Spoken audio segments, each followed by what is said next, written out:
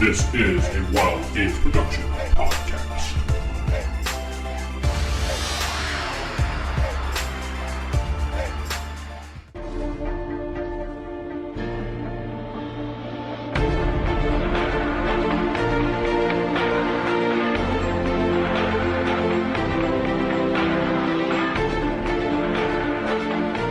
Hello, folks. Welcome to the Roll for Initiative mini issue number 8.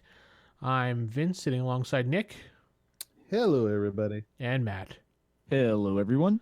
If you recall, we used to do these shows a while back, and they're back again. Mini episodes or mini issues. Basically, we just take one little topic at a small chunk, take 15, 20 minutes, and hash it out, look it up, talk all about it, see what we can do about it, and move from there. So the last time we did this show was back in September of 2015 in Volume 4. Now we're in Volume 6, but in or there. So today's topic, we're going to talk about Death Magic Save versus regular magic versus save. Regular save versus magic. So in the DM glossary, we have a one-line blurb about death magic. And it says basically death rays, fingers of death, and other magics which can kill a victim which fails its saving throw. Do we have any more information on that at all, guys? I don't actually see an actual definition of death magic other than that. Right. No. No, you have to go to the individual spells, and it says if you save, you die. If you fail your save, you die. That's what falls under the definition of death magic. Yep. So it's not like you can consult your chart of spells that will kill with one failed roll. It's kind of one of those, it's just basically save or die type thing, not to be confused with the podcast, by the way. And that blurb that you mentioned, that is on which page of the DMG? It's in the glossary section. Yeah. In the It's all- glossary. Yeah, Yeah. the glossary. I forgot to jot down that number, but it is directly a quote from the glossary. That's Yeah. interesting. It's on page 227. Yep. Death rays. Yep. Yeah. And for those that haven't read the glossary before, you can find all kinds of little throwaway bits of information in the glossary you wouldn't think of finding. Yeah. So it's Good worth, definitions in there. Yeah. Quite a bit. Yeah, we got a couple pages here. I forgot all about this section, to be honest. But Well, I mean, it says right there for death magic, though, and other magics which will kill a victim which fails its saving throw. that's all we And get. that's- We don't get more of an explanation. We don't get any more details about it. It just basically find the spell. If it says save versus death, that's it. You fail to save, your character's dead. Mm-hmm. What do you think? What do I think it's pretty much Straightforward, what, yeah, but yeah. But also what Matt said is anything else like for other magics, it's under the description of either the spell or item that might cause that. Right. So- And in some descriptions, I think also use that term death magic as well. So it's kind of a categorization of magic that's thrown in, but just not really well explained as into what falls under. It's that one little throwaway line, and they'll just reference death magic, and you're supposed to know what it means. it's as a DM using anything that involves death magic. What do you think consequences would be? Death. Yeah, I understand that part. As far as the player is concerned, do you have to take into consideration? Hey, I'm using this spell during my game. This may kill one of my player's characters, not the player. Some people confuse that. Not to kill one of the characters. Now, is this going to be put some strife in the game, or is this going to piss people off? It's kind of one of those rules that I noticed that as the editions grew, it no longer really existed. I guess for me, when it comes to anything like magic that could cause death, it should serve its purpose in the campaign. Okay. It shouldn't be something that should be thrown around willy-nilly. Right. I mean, yeah, you got poisons that will, you got to do a save versus poison and then maybe die. But we're talking about death magic, which for me is, powerful magic, powerful mojo. Right. A So- random encounter is not going to trigger have death magic in it. Yeah, for you me. you would think so. This would be more Um, like the big bad boss villain has death magic, and the players know he has it. Right. So- He has a spell or an item, a magic item that has this ability to cause death by touch or by some other magical effect. And like I was saying, I think it should be something that is not taken lightly as the DM if you're going to use something like this. Hmm. If there is the potential of a player character or several player characters actually getting killed, it should serve a purpose to somehow further the campaign. I know they gave an example of, so I guess something that would be similar to this would be in a campaign I had with my friend Jeff in our Hackmaster game when he was running it. Mhm. There was a situation where a character, he did die, but and then his death served a purpose, namely my character. He was stopping another character who was basically trying to become an avatar of Grummish, and trying to further Grummish, the one-eyed orc god, from flourishing within the lands. And he, I guess maybe this isn't a good example of it, but I guess it is a way of using a character death to further the campaign, where he pretty much sacrificed himself to stop this other player character who was becoming this avatar Grummish. But that, I mean, it's not really like using death magic, but there's a situation where if death is going to be involved with the campaign, something like this, it should further along in some fashion. You got to stop this other person, or maybe in the character's death, you're going to find a way of resurrecting them if possible, or somehow, maybe journeying to where their soul went to, something like that. I don't know. I mean, I just don't think it should be just thrown around willy-nilly like that. Right. And then you have to consider, will this result be a satisfying story experience for the players? Because depending on your players, they can actually accept, okay, my character died, but it was a good part of the story, the adventure, it fit into the adventure, and it feels right. It doesn't feel like a cheap trick just to kill things. Right. It's like I'm in the player's handbook right now looking at page 83. There's a spell called Death Spell. Yeah. And it basically, you cast it and it kills a lot of things within an area. That's it. That's all. And I does. think if you don't fail your save, it's still, they still take damage. But no, this Oh, is really? no saving throw. Oh, okay.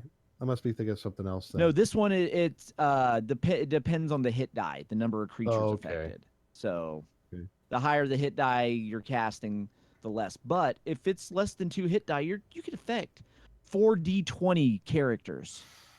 Wow.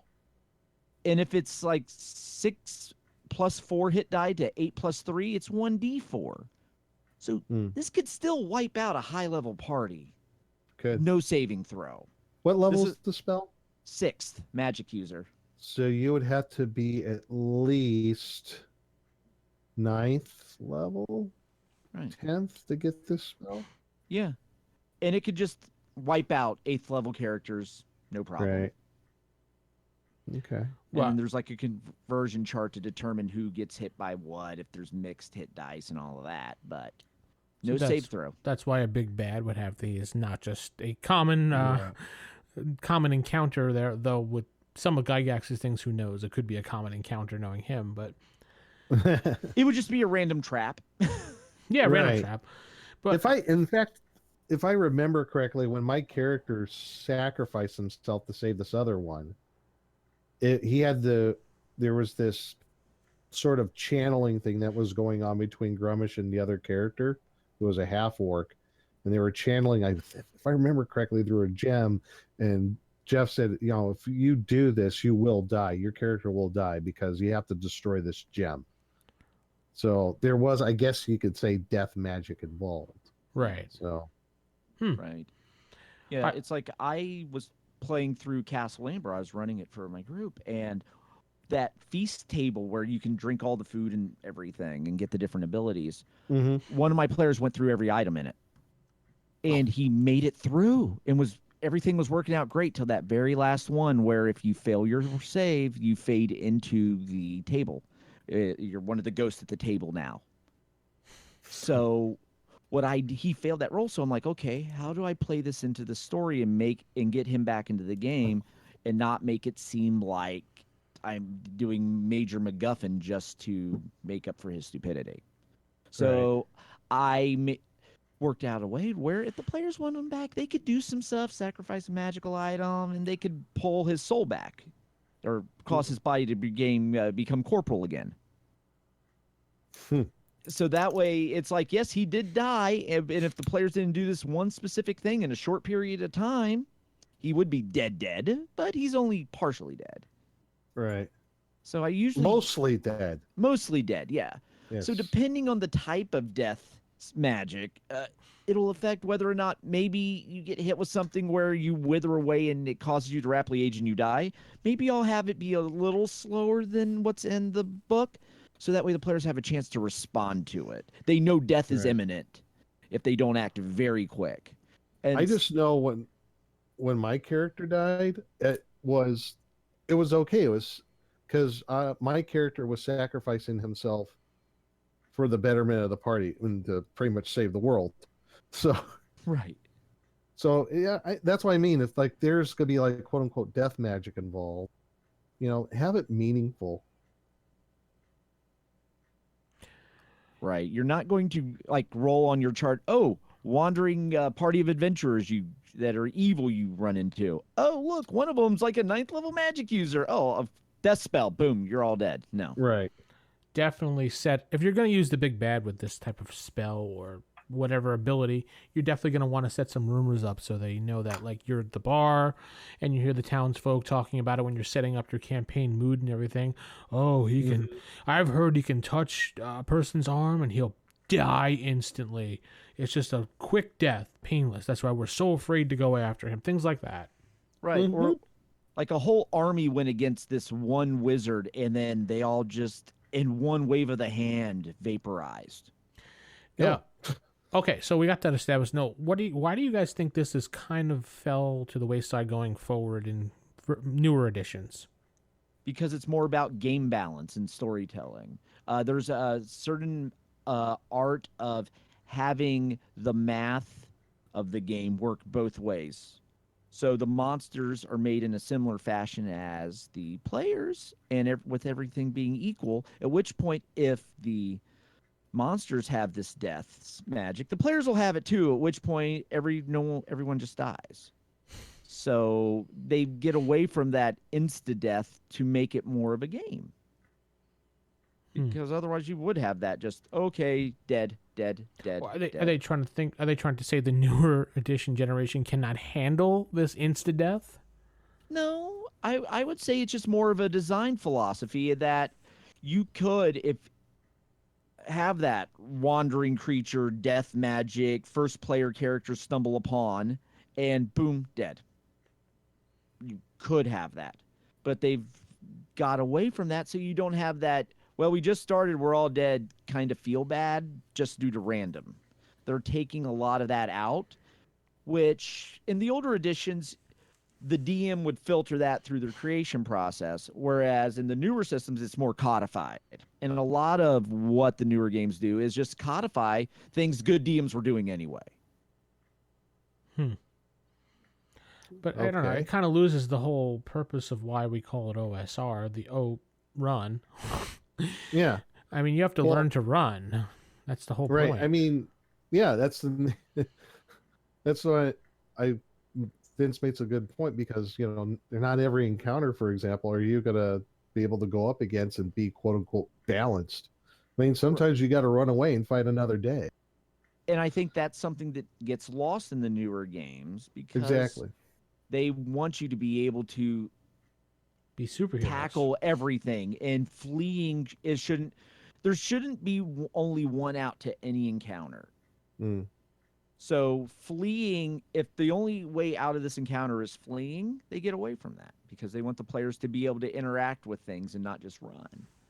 But Well- at the same time, it becomes, are you going for a more simulation in that where in a simulation real world, yeah, you would run into, I'm a first level party. Oh no, that's like an ancient dragon that's going to eat me. I better run. But if you're going for that more heroic epic, it's going to have those things where you can fight and overcome everything. It may be a struggle, but you do have that ability to overcome. And it's just that more going towards that heroic storytelling and pulling away from the simulation war game. Can I give the non-politically correct answer then? At least Absolutely. in my opinion. Sure. Sure, it's your opinion. I think it nerfs the whole RPG okay. slightly. I think it nerfs it. I think Matt's kind of saying that too. It does nerf the system in a way to where if you take out that element of death magic, the whole thing, where's the element of fear? It's lessened a little bit. I mean, sure, it's still there, but I mean, It's to lessened me- a lot. Come on, in these newer editions, it's lessened a lot. And I don't mean to pick on them, Right. but you're going in, you fight a monster. It's like, oh, I'll just use my second wind, or oh, I got this ability to heal myself. I got a healing surge. I got the. Back when we were playing, when we're still playing, actually at this point, it's like I run up against a monster. He hits me twice, and I'm a magic user. I'm down to 1 hit point for the rest of the adventure, probably, unless Right. somebody heals me. if you're lucky. Yeah. Right. Then in So the other, yeah, it does nerf the system. yeah. I mean, Go it ahead. does take away a sense of the element of fear, Right. And which I think should be part of it. Go ahead, and I Matt. think that's intentional. They don't necessarily want fear to be one of the main driving factors because I think in But their fear mind can be a great motivator too. it could also be a great motivator of inaction. Where Fear. they're afraid of We'll keep the Right. local systems in line. right. So because it would hit the point where how many times have you been in a game where it's like, okay, they go out, they adventure, oh, magic user used up all his spells, let's go back to town. And then go Okay, to the next all right. room, clear it, and repeat that. Here's an analogy for you. I kind of alluded to Star Wars. Okay. The Death Star is basically Death Spell, right? Yeah. Yeah. What would Star Wars be without the frickin' Death Star? It'd be Star Trek. Thank you. It really would. I mean, come I on. rest my case. Yeah.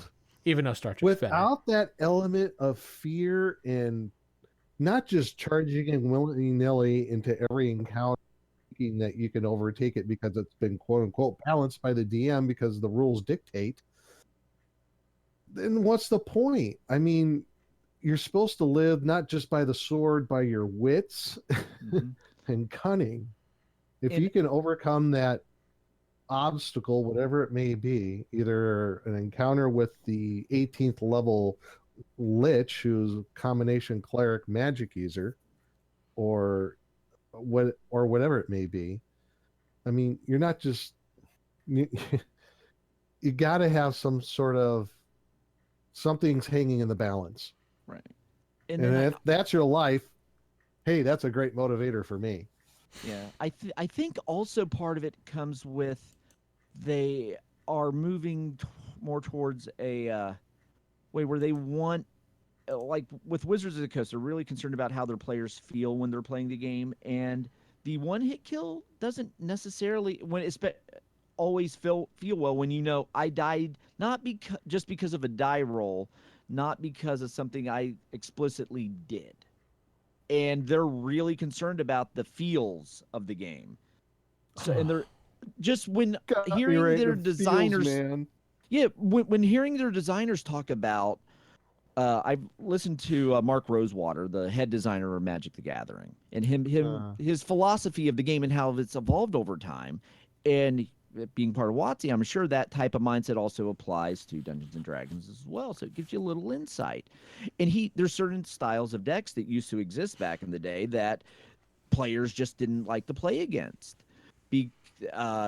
Particularly like the heavy land destruction, to where I destroy your lands and you can't do anything at all. Oh, yeah. Those were so basically I play my cards. You can't do anything. You're not playing anything because of the way I built my deck. Players hated playing against that. So they de-emphasize that aspect of the game. Unfortunately, as a player, I like those decks. I also like what was called draw go, where you try to cast a spell, I counter it, and that's all I do is I counter everything, you do nothing. I love those lockout. It's not so much I win the game, it's I win and you do nothing. That was kind of like the decks I enjoyed. They stopped making those because players playing against them felt bad. They felt like they weren't playing a game. So what you're saying is it boils down to feelings and safe spaces. Kinda.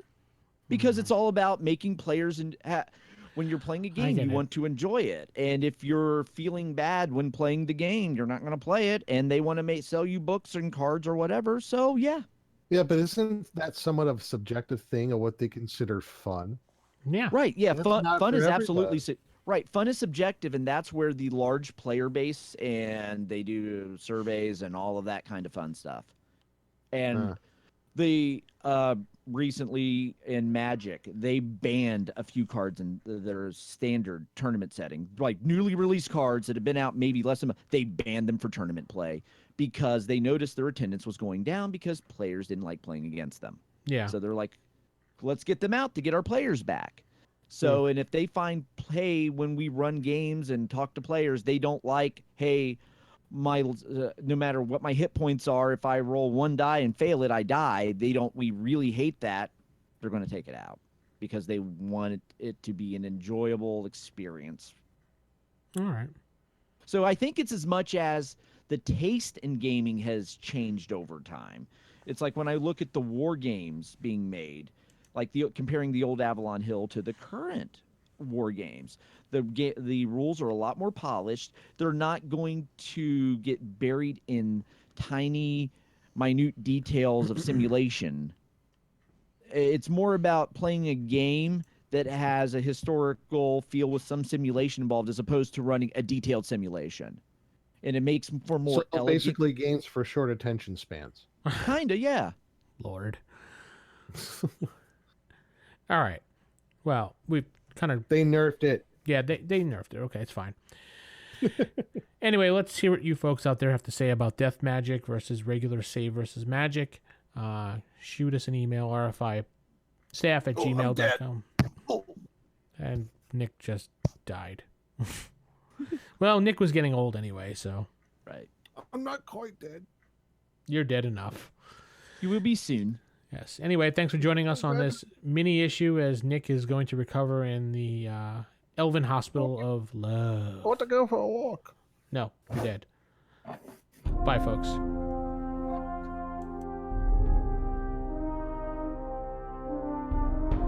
The Roll for Initiative podcast is a production of Wild Games Productions. You can visit us at rfipodcast.com or contact us on our forums at osrgaming.org or even call us at 570-865-4210. This podcast was produced for entertainment purposes only. All other uses are prohibited. Remember, if your magic missile spell doesn't automatically hit, you're playing the wrong edition. Thanks for listening and see you next time on Roll for Initiative.